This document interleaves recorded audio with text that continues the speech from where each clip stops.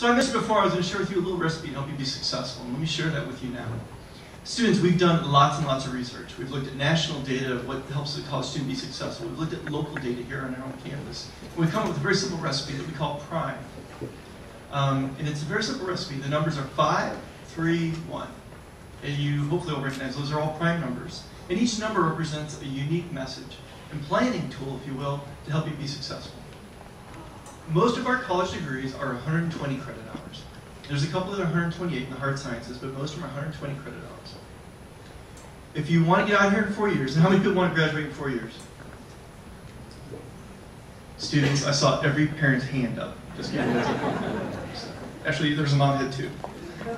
Yeah, you know, one of the things we realize that college experience is expensive. One of the things that we can do to help you be successful is continue to move towards a degree within a 4-year time frame. It is the easiest way to keep it affordable. So one of the things we've also done is to help you keep it affordable is to make sure that we've banded tuition from 12 to 18 credits each semester. It costs the same if you take 12 credits or you take 18. You're paying the same thing. So as you plan your semester, it's really important to think through how you can maximize the credits as you work with your advisor and what makes the most sense. So let me backtrack. I said 120 credit hours is a typical degree. If you do that over 8 semesters or 4 years, that's 15 credits each semester. As you plan your semester here, your first one as you start this fall, and every semester thereafter, know that as long as you're taking 15 credits, you're on track. If you find yourself slipping a little bit behind that, you know, consider doing a summer school or picking up an additional class or doing an online class or something like that. The math will not change. 120 credits is still kind of the end goal of what you need to take. 4 years of 15 credits each semester will get you there. So that's the first one, 5. We'll remind you as you sign up and plan your classes every semester. Think through, as you work with your advisor, you know, how can you make sure you're doing 15 credits? The 3 in the 5, 3, 1 represents the high expectations our faculty have of you.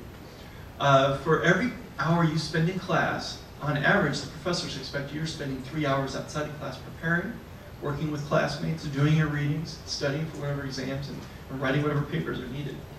They will clarify, of course, as you start your class off, looking at the syllabus, what their expectations are. But on average, just know, students, it's really important you're spending time outside the classroom. So as you build your schedule for this fall, if you might have a part-time job or involved in some other team or performance thing or something going on here on campus, make sure you're building in the appropriate study time.